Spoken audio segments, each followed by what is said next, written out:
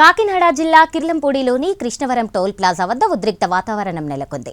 రావులపాలెం వద్ద శ్రీకృష్ణ దేవరాయల విగ్రహాన్ని ఏర్పాటు చేస్తున్న టీడీపీకి మద్దతు తెలిపేందుకు కాపు సంఘం నేతలతో కలిసి వెళ్తున్న రాధారంగ అసోసియేషన్ అధ్యక్షుడు గాదె బాలాజీని కృష్ణవరం టోల్ ప్లాజా వద్ద అడ్డుకున్నారు.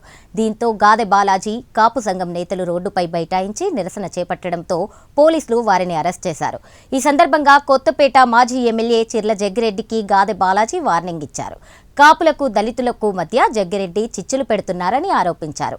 చట్టాన్ని గౌరవించి తాము ఇక్కడే ఉంటామని, కాపుల ఆరాధ్య దైవం శ్రీకృష్ణ దేవరాయలను అవమానించిన జగ్గిరెడ్డిని వదిలే ప్రసక్తే లేదని బాలాజీ స్పష్టం చేశారు.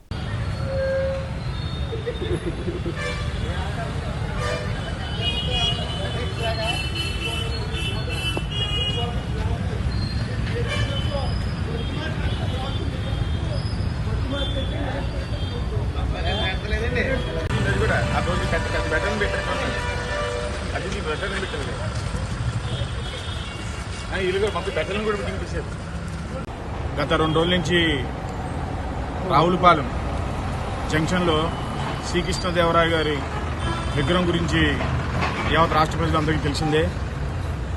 అదేవిధంగా వైసీపీ ఎమ్మెల్యే ఎక్స్ ఎమ్మెల్యే ఎవడైతే ఉన్నాడో చిల్లా జగ్గిరెడ్డి శ్రీకృష్ణదేవరాయలు గారి పట్టం మీద కాలుతో తండం, అదేవిధంగా కాపులకి దళితులకి మధ్య చిచ్చు పెట్టడం మీరందరూ చూశారు.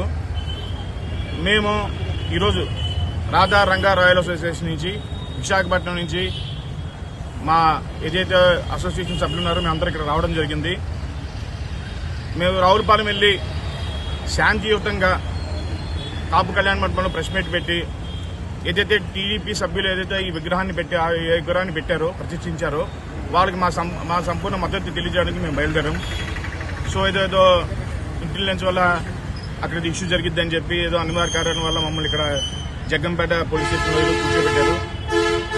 చిల్లా జగ్గిరెడ్డి చెప్తున్నా, నువ్వు ఎక్కడ తప్పించుకో.